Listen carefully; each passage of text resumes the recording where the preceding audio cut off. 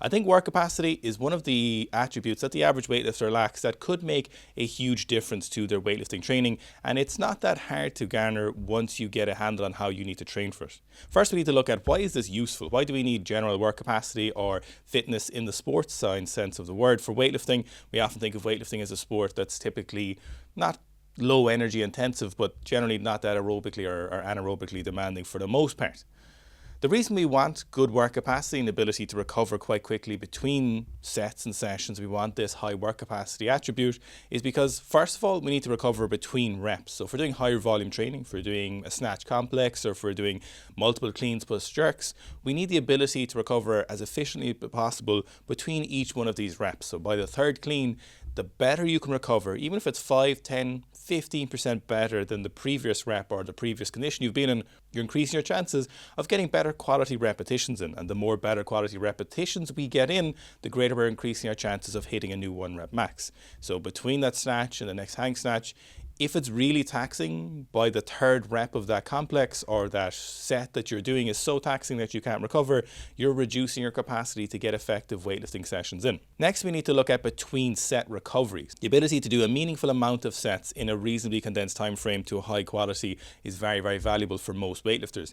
Not only for elite weightlifters if they're training multiple times a day, but for the average weightlifter watching who has time constraints and demands outside of training, your ability to condense down your training and get better quality sessions in is going to be useful not only for your weightlifting, but also for your real life demands. You can be more effective and more efficient in the gym.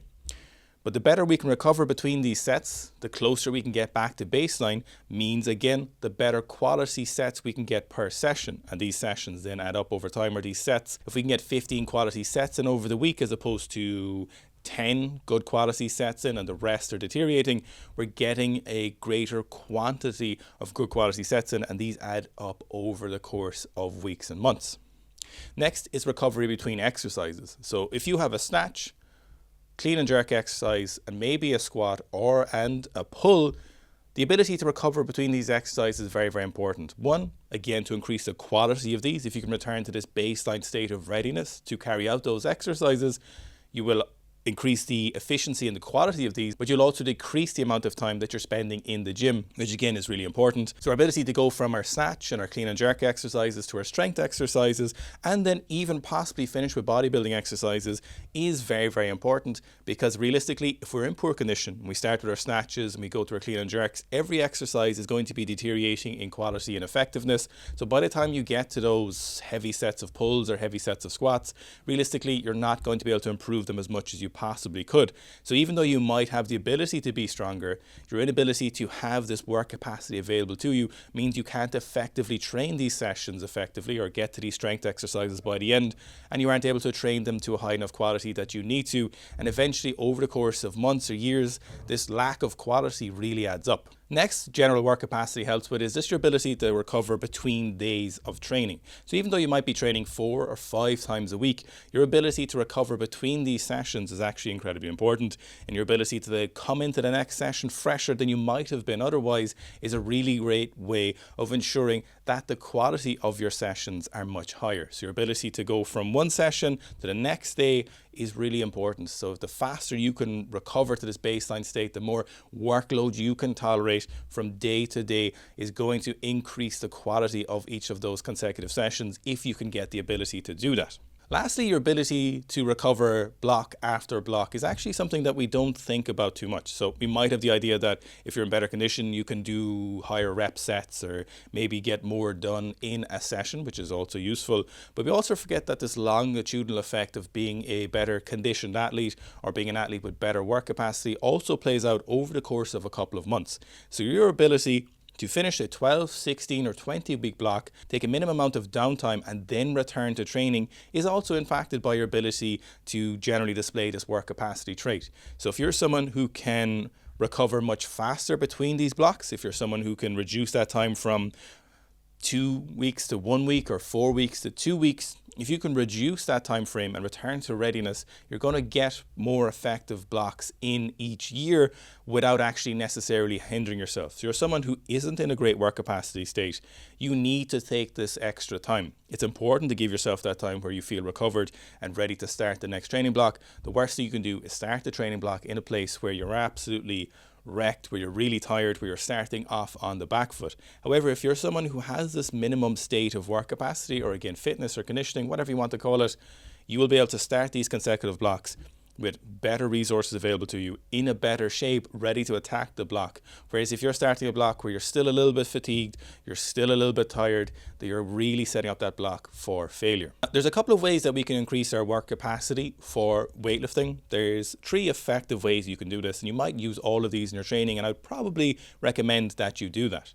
The first place is looking at a GPP phase, or general physical preparedness phase. You can call these work capacity phases, you can call these non-sport specific phases. I don't particularly mind, but call them what you want. But this is a distinct phase throughout the year where you take somewhere between 4 and 6 weeks, maybe even a little bit longer depending on what you need and how much time you have available to you, where you do a lot of non-specific work for weightlifting. What does this look like in the context of weightlifting? Well, non-specific in weightlifting generally means we're not doing lots of full snatches or full clean and jerks from the floor. When we look at other sports, a GPP phase might be completely removed from that sport-specific activity. For example, a rugby player might not touch the rugby ball in that 4 or 6 weeks, or do very little meaningful rugby. Whereas in weightlifting, in our GPP phase, we're still going to be in the gym. We're still going to be doing lots of barbell exercises, but it won't be the specific nature of aiming to improve our snatch and clean and jerk right now, or trying to progress the weights on those each week. It might look like circuit training, it might look like conditioning or CrossFit WOD style training, it might look like higher rep assistance work, it might be 5 to 7 sets of 10 to 12 reps on the snatch, grip, RDL, it might be higher volume push presses, it could well be every minute on the minute exercises, it could be higher volume squats, it could be even something like adding in some kind of sprints, maybe a little bit of running, maybe a small bit of running. It could be any number of these exercises. The main thing you're looking for is doing as much work in a given time frame as possible, and then either increasing the amount of time that you're doing this work for, or increasing the amount of work in the time frame that you have given yourself. For most of you, you actually can't really do this too wrong. So if you've never done a GPP phase before, pick exercises that you can maintain good technique in, that you can move a reasonable amount of weight, and we can add a bit of weight as the sessions go on. Then you want to be able to do quite a bit of volume per the time frame you've given yourself, and then you can increase one of these variables as the weeks go on. So let's take snatch, grip, RDLs as a great GPP exercise for weightlifting. Let's say you start with 3 sets of 10, you try to do this as quickly as possible. Next week, you try and do this as quickly as possible with 5 extra kilos. The following week, you might do this with an extra 5 kilos from the previous week, and you try and do it as quickly as possible. Or you try and do it in the exact same time frame. So you do 3 by 12 in 5 minutes, and then you do 3 by 12 at 5+ kilos in 5 minutes again. And you just continue to try and see where is these blocks of work that I can do, and how can I condense them down, or how can I increase the work I'm doing in that same time frame. All of these aspects are actually very useful for most weightlifters, because most of the year is make us lose a lot of this work capacity. Any diligent effort to increase our work capacity is going to be very, very valuable. This can also look like circuiting several different exercises together. You might do 3 or 4 different exercises. You might do a core exercise, you might do a pulling exercise, you might do a pressing exercise, and then you might do an arm isolation exercise, and you try and move through these as quickly as possible. It's kind of hard to get it too wrong, to be honest, when you're looking for just work capacity. How this might affect your injury rates or your technique in other exercises is up for debate, and depending on what you're doing. But just purely increasing GPP, once you've decided to do a phase, isn't that hard, as long as you follow some intelligent or slightly intelligent training. The next place we can look at is higher volume training. And higher volume could be 5 sets of 3 to you. For other people, it might be 10 doubles, 12 doubles. It might be 5 plus 1 on the clean and jerk. It could be any number of different exercises. It might be 4 or 5 sets of 10 on the back squat. Generally just higher volume phases, while being super conscious of the rest time is another aspect or another way that you can continue on this GPP phase and blend it into your weightlifting block.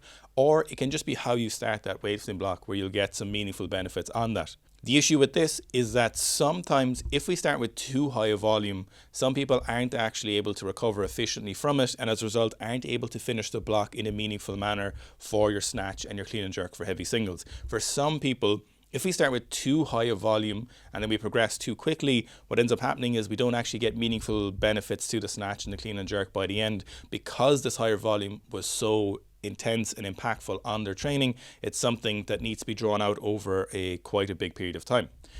One of the things I would recommend you do this, and this is kind of a trick or kind of a neat thing you could do, is actually being super conscious of the rest times going about your normal training, especially during this high volume phase. So when we're doing a really heavy snatch, clean and jerks, it's a bit too late to start looking at rest times. Now we need to ensure that you're hitting those heavier weights, and it's not a good time to try and increase your work capacity. However, if you're in this high volume phase and you've just started the block, start taking note of your rest times and trying to actually consciously reduce them, or even keep them the same between each set or between each exercise. So making sure that you don't spend 10 minutes between your snatch and your clean and jerk exercises. You just reduce this time frame and try and go into your clean and jerk if it's feasible.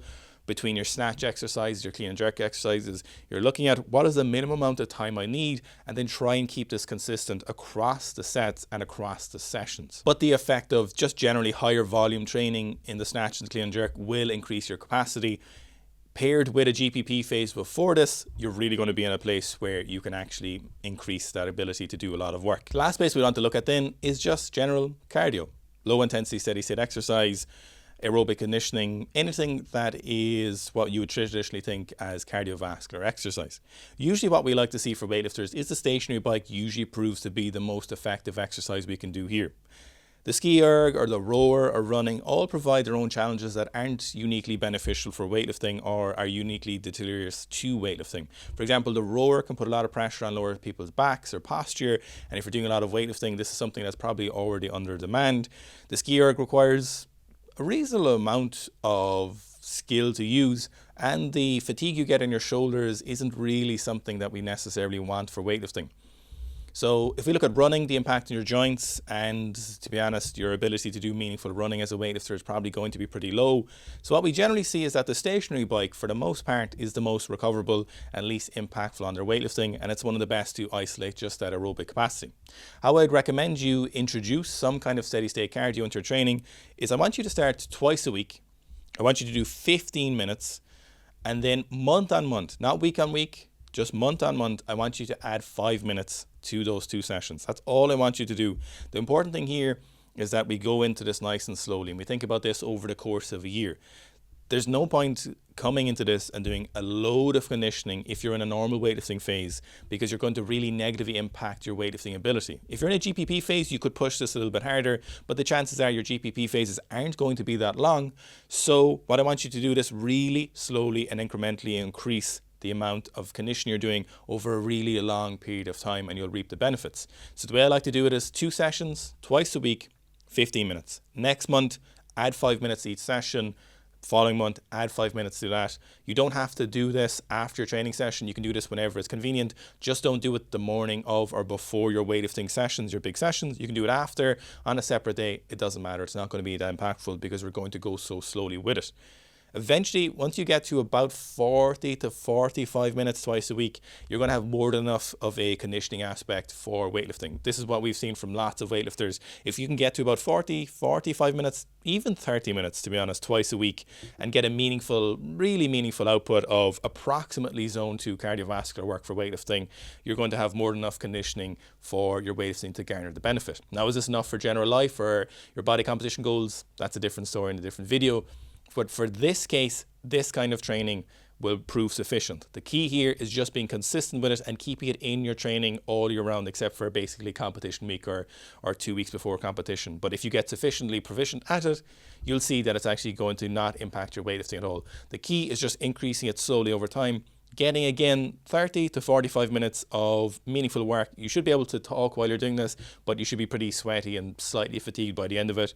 You will see a meaningful difference to your weightlifting after about 6 months, and it should be beneficial. If you enjoyed this kind of information, check out the newsletter down below. If you want to take the thinking out of your own weightlifting programs, check out the Sika Strength app in the link down below. We've got loads of weightlifting programs and loads more weightlifting programs coming to the app. You won't regret it.